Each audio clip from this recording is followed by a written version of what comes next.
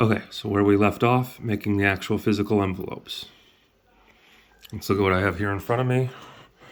So we have ingreso, and I have written in English so I can remember it and so you can learn it. Income, INCOME, income, ingreso. We also use a term in English, which is ingress. Ingress is something that comes in.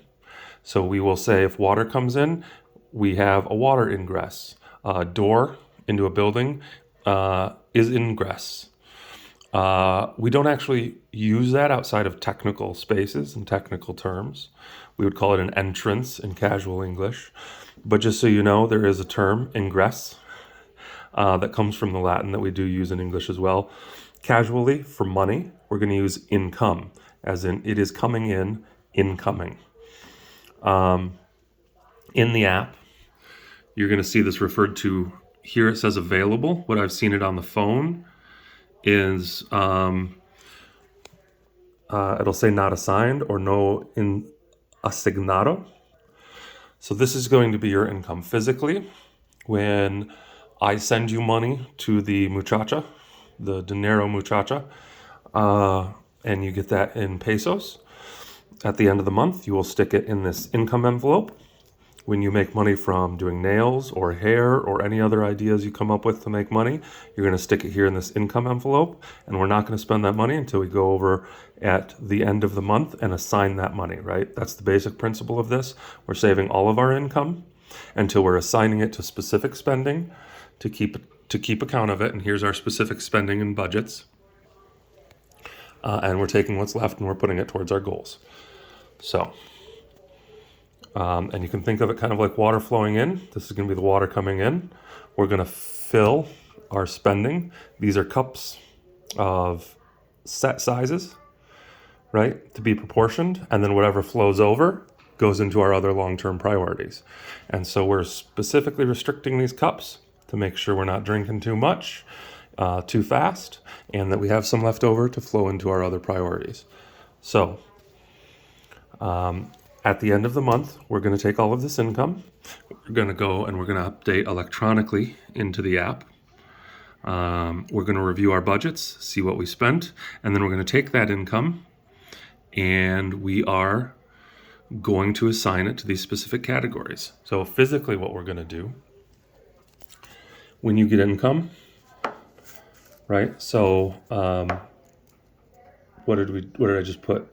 Give you 85,000, more than that, 182,000 pesos. So you would write the date that you got it. That was 2 days ago, 1/14. You got like 182,000 pesos. And that keeps a record here. So when you went to the end of the month, right? Anytime you get it in, you should put it in here.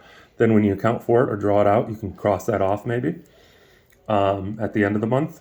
But here's a way you can physically keep a tally when you get money in. All that money should be in the envelope. So at the end of the month, we should be able to add up the amount that you put in, count the amount of money actually physically in the envelope, and that should be the same number. Then we're going to go ahead and we're going to start assigning that to spending. So what you're going to do when you spend money, you might want to turn it this way. You'll spend money, say pads, right? So this is going to be on you. You're going to put some cash in here as you're walking around town or in something similar to this. And so you're going to have it on you. If the app is not working, right, that's why we're doing this. If the app is not responding well while you're out, you can get in the habit of doing this instead. You can say Fuma. Let's say those are 350, right? Oh, it's weird writing on camera. I don't know what kind of number I was trying to put there. Pads, right? The menstrual pads I'm using as an example is 800. Let's say you also bought cigarettes, that's 350. You can go down here and write what you're spending. Inside here is the cash you're spending. Okay? And then when you get home or you have a connection, try to do it daily. The idea is to do this regularly, daily. The idea is to do it as you spend. But if you have to wait until later in the day, then that's just what we have to do. And you're going to take all this, and because you jotted down what it was for, or you could also break it up. So you could say generally, like, let's say you're at a bodega or you're at a supermercado, a tienda.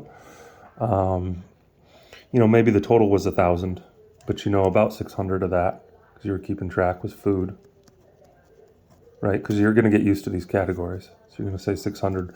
You can just write down 600 was food, right? The amount of detail is what's useful to us. So there's some discretion there. And then you can say you got some soap. So that was health. And that was 200, right? A bar of soap or something. And then another 200 was maybe the taxi, right? Although you'd probably write that separate because that's a separate transaction. But maybe you got hair ties to hold your hair back from the little bodega. So that's going to be ropa, right? 6, 7, 8, 9, 10. So that 200 made up the other 1,000. You don't have to write the 1,000. You just write each individual category, and maybe you can date that, right? Maybe that was 115.